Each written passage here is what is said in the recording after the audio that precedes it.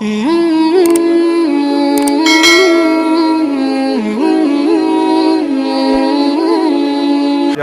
ولدت الامۃ ربها، ربها بغیر تا کے، ربتها تا کے ساتھ دونوں روایتیں ہیں، بغیر تا بالتا دونوں صحیح۔ قیامت کی علامات میں سے ہے کہ باندی اپنے رب کو پیدا کرے۔ رب کا معنی مالک، رب کا معنی متصرف، سید، یعنی اپنے مالک کو پیدا کرے۔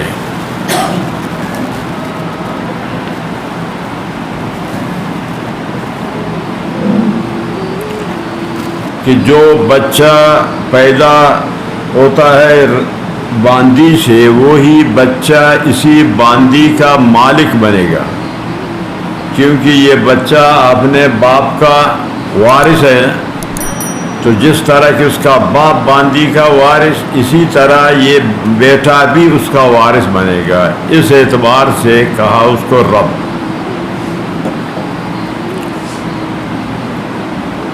بغیر اضافت کے رب کسی کو کہنا جائز نہیں، وہ اللہ تعالیٰ کے ساتھ خاص ہے۔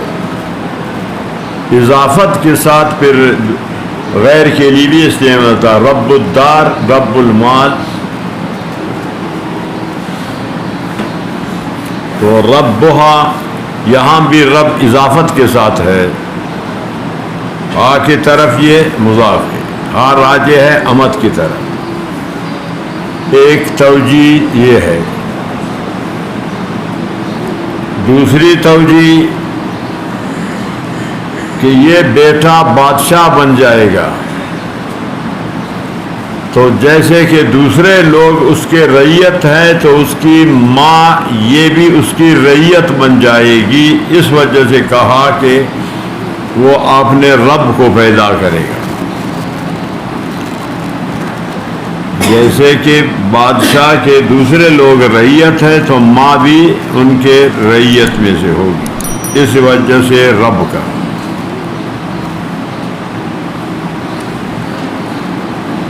تیسری توجیہ ایسا وقت آ جائے گا، فساد کا زمانہ، بے دینی کا زمانہ، بے علمی کا زمانہ، کہ ولد کے خرید و فروخت ہوگا کثرت سے۔ ولد کا خرید فروخت جائز نہیں، لیکن بے دینی کی، بے علمی کی وجہ سے لوگ ولد کو خرید فروخت کریں گے، تو اس کا بیٹا بھی اس ماں کو اپنا خرید کرے گا، وہ اس کو جانتا نہیں، خرید کر کے پھر اپنا باندی بنائے گا، اس سے وطیع جمع کرے گا، آزاد کر کے اس کو نکاح کرے گا، جیسے کہ باندی کے ساتھ آزاد کر کے نکاح جائز ہے۔ تو یہ قیامت کی علامت ہے کہ اپنی ماں کو موسوعہ بنائے۔ تو اس غرض سے اس کو کہا رب، کہ مالک، خاوند، یہ تو اس کے حاکم بنیں گے اس عورت کی، اس کے سربراہ بن جائیں گے۔ بیوی ہے تو وہ بھی اس کا ماتات ہے، باندی کی حیثیت سے بھی وہ ماتات ہے۔ یہ تین توجیہ۔ نمبر 4،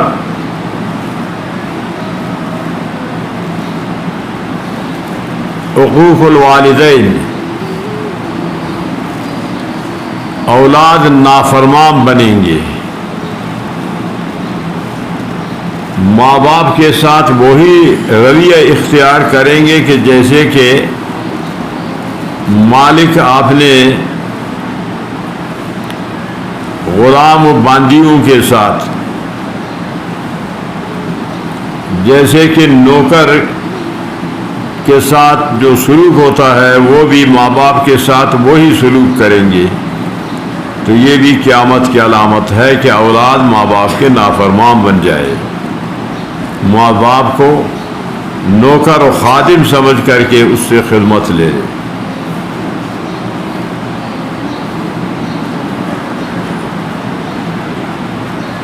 نمبر 5، یہی بچہ اس کے آزاد ہونے کا سبب بنتا ہے۔ ام ولد تو بچے کی وجہ سے آزاد ہو جاتی ہے، تو اس طرح وہ اس کا رب بن گیا کہ اس کے آزادی کا سبب بنا۔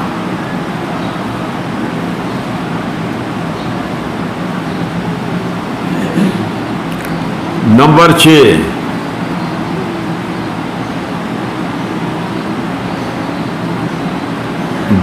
جو عزت والے لوگ ہیں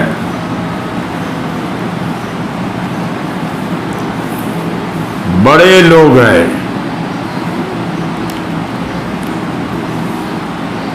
وہ بے عزت بن جائیں گے، عزت والے ذلیل بن جائیں گے۔ ذلیل لوگ، گٹھیا لوگ یہ بڑے درجے پر پہنچ جائیں گے، یہ قیامت کی علامت ہے۔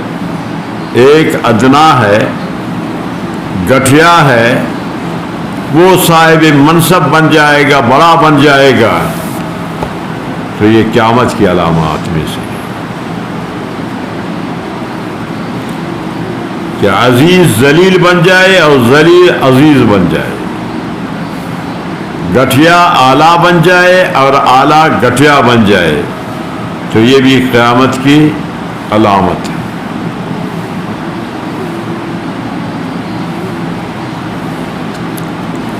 نمبر 7، 7واں ہے نا؟ ہاں 7واں نمبر ہے۔ نمبر 7 مرقات میں لکھا ہے، شرح مشکات میں، کہ جو سیاست نہیں جانتے وہ سیاست کرنے لگ جائے، یہ بھی قیامت کی علامت ہے۔ بات سمجھایا نہیں؟ سیاست نہ جاننے والا سیاسی بن جائے تو یہ بھی قیامت کی علامت ہے، کیونکہ سیاست میں ملک و ملت کا، عوام کے خوشحالی، ان کی بہتری، ان کی نفع و نقصان کا انتظام کیا جاتا ہے کہ نقصان سے بچایا جائے، ان کو نفع پہنچایا جائے، ملک کو بھی اور عوام کو بھی۔ جب یہ چیزیں وہ نہیں کر سکتا ہے تو صرف اپنے مفادات کا شکار ہوگا، تو مانا وہ سیاستدان نہیں ہے۔ اگر سیاستدان ہے پھر اس کے خلاف جائے گا تو مانا وہ پھر غدار ہے، خائن ہے، ملک کا بھی خائن ہے، عوام کا بھی خائن ہے۔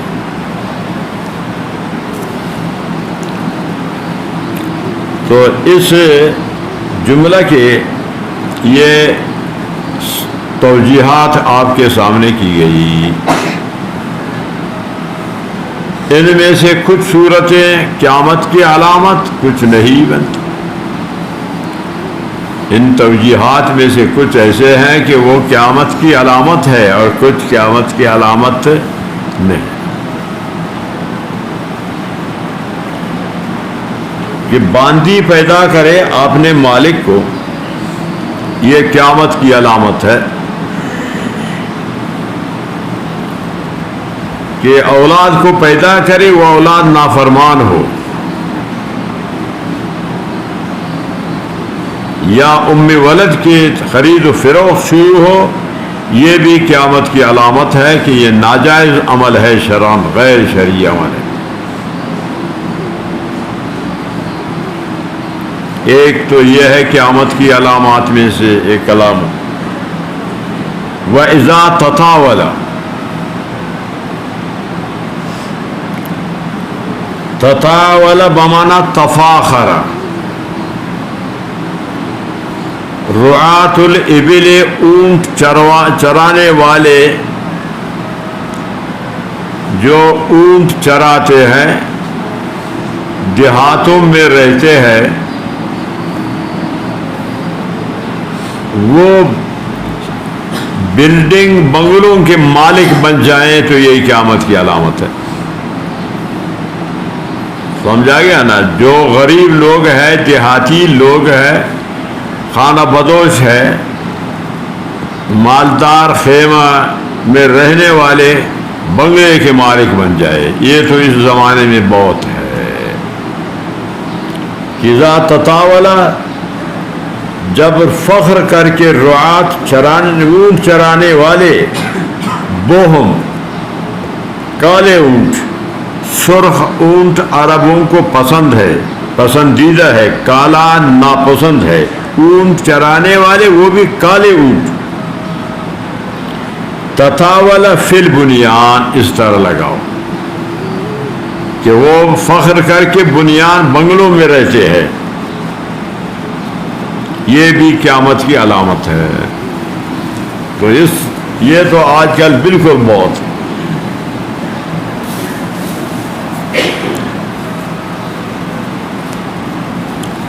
سمجھ رہے ہو یا نہیں؟ فی خمس لا یعلمہن اللہ. فرمایا 5 چیزیں ہیں کہ بغیر اللہ تعالیٰ کے اس کو کوئی نہیں جانتا. لا یعلمہن الا اللہ اللہ کے بغیر نہیں جانتا.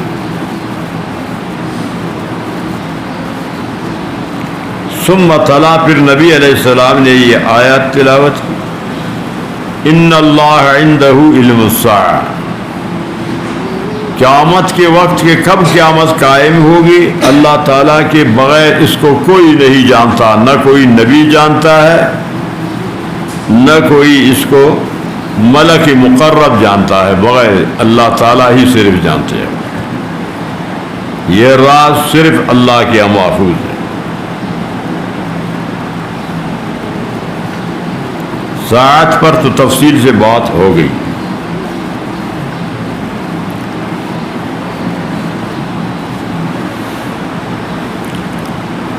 ایک عنده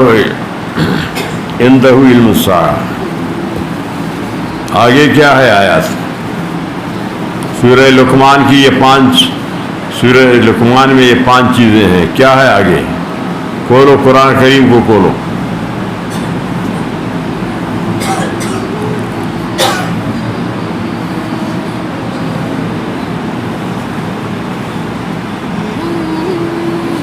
سورہ لقمان کی آخر کے 5 چیزیں ہیں بغیر اللہ تعالیٰ کے اس کو نہیں. ایک تو قیامت کا علم.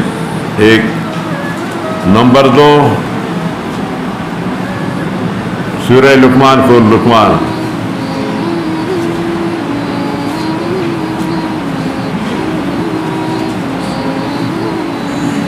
ہاں کیا ہے؟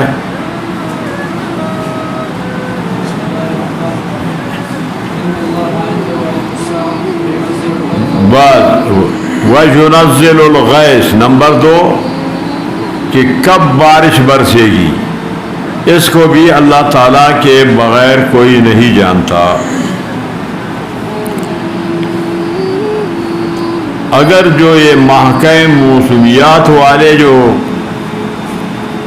موسم کے بارے میں بارش کے بارے میں خبر دیتے ہیں ایک تو یہ ہے کہ یہ ما تحت الاسباب ہے.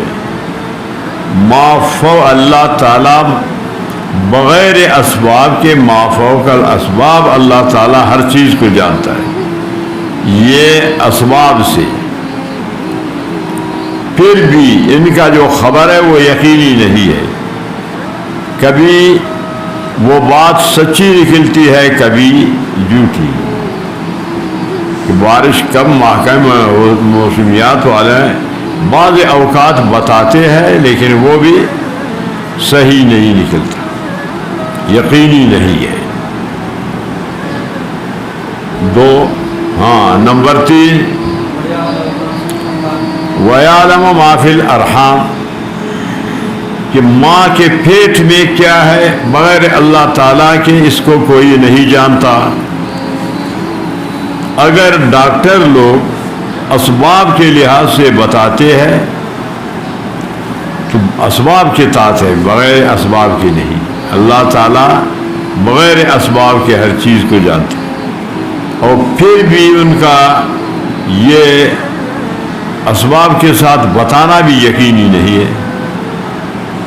چلو آج وہ بتائے گا کہ یہ بچہ زندہ پیدا ہوگا، پھر وہ مر جائے، مردہ پیدا ہو، تو ڈاکٹر اس کا گارنٹی نہیں لے سکتا۔ اگر وہ کہے کہ یہ صحیح الاعضاء صحیح الاندام ہے بچہ، بعد میں اللہ تعالیٰ اس کے اعضاء کو مفلوج کر کے اس کو پیدا کرے، کہ یہ کتنا لمبا ہے کتنا چھوٹا ہے، اور اس کو بھی کوئی یقینی طور پر نہیں جانتا ہے کہ آج وہ بتائے گا جس کا اندازہ پھر آگے بڑھ جائے، پھر پیدا ہو جائے۔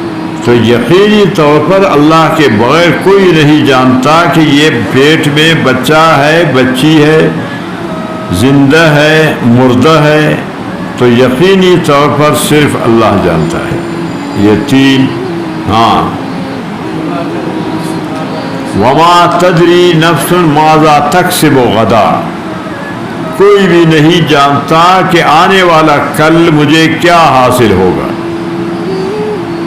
یقینی کوئی نہیں جانتا ہے۔ انسان کا گمان نہیں ہوتا ہے، وہ چیزیں مل جاتی ہے۔ انسان کوشش میں ہے کہ میں یہ چیز کل حاصل کروں، اس کو حاصل نہیں ہوتا۔ 4 نمبر 5،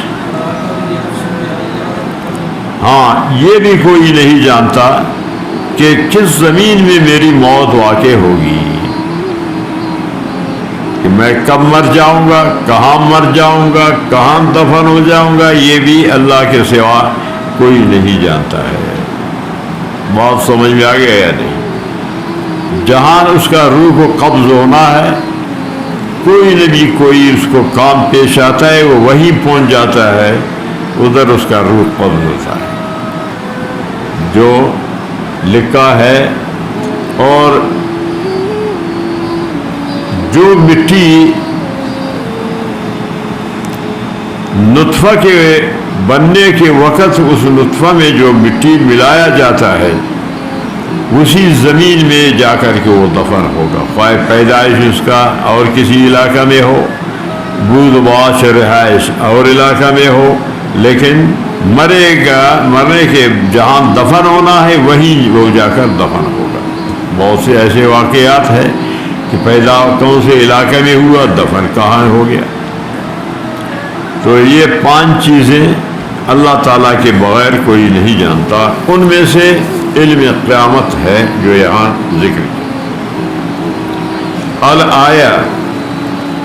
الآیت اور رفع کے ساتھ پڑھنا، یہ ہے مبتدا خبر ماضی۔ الآیت مقروءۃ قرات، الآیت نصب کے ساتھ پڑھنا، یہ مفعول ہے فعل ماضی کا، اقرأ الآیت۔ اور الآیت جر کے ساتھ پڑھنا، تینوں اس پر اعراب ہے، الی آخر الآیت، الی تمام الآیت۔ تو آیت کو مرفوع، منصوب، مجرور، تینوں اعراب اس پر جاری ہو۔ ثم ادبر، یہ سوال جواب کر کے چلے گئے۔ فقال، نبی علیہ السلام نے فرمایا، ردوہ، اس کو واپس تلاش کر کے لاؤ۔ فلم یروا شیئا، جب اس کو تلاش کیا گیا تو وہ نہیں ملا۔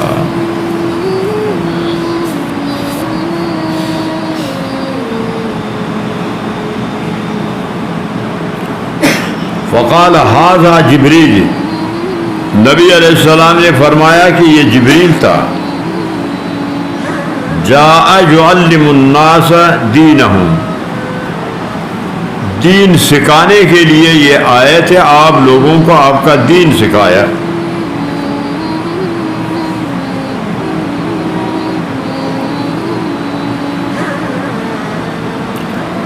قال ابو عبداللہ، امام بخاری فرماتے ہیں جعل ذالک کلہ من الایمان،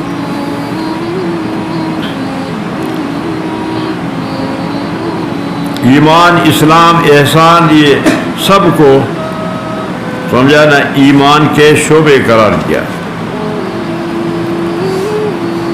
نبی علیہ السلام نے ان سب کو ایمان کہا۔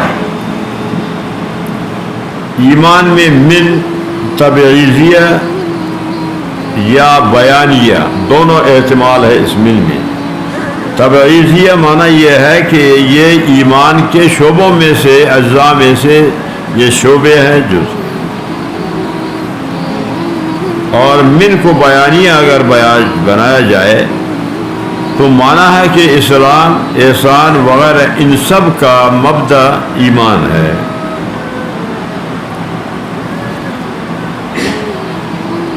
اب سوال یہ ہے کہ یہاں من الایمان کہا،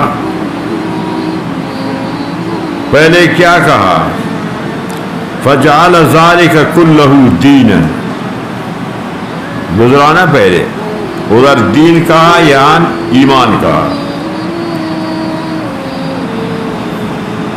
تو جواب یہ ہے کہ وہاں اس لیے دین کہا کہ اس حدیث کے مناسبت سے کہ جاء یعلم الناس دینہم، اس نسبت سے وہاں دین کہا اس کو، اور من الایمان شعبوں کے لحاظ سے کہ ایمان کے یہ شعبے ہیں۔ تو یہاں تک یہ حدیث اب پوری ہو گئی۔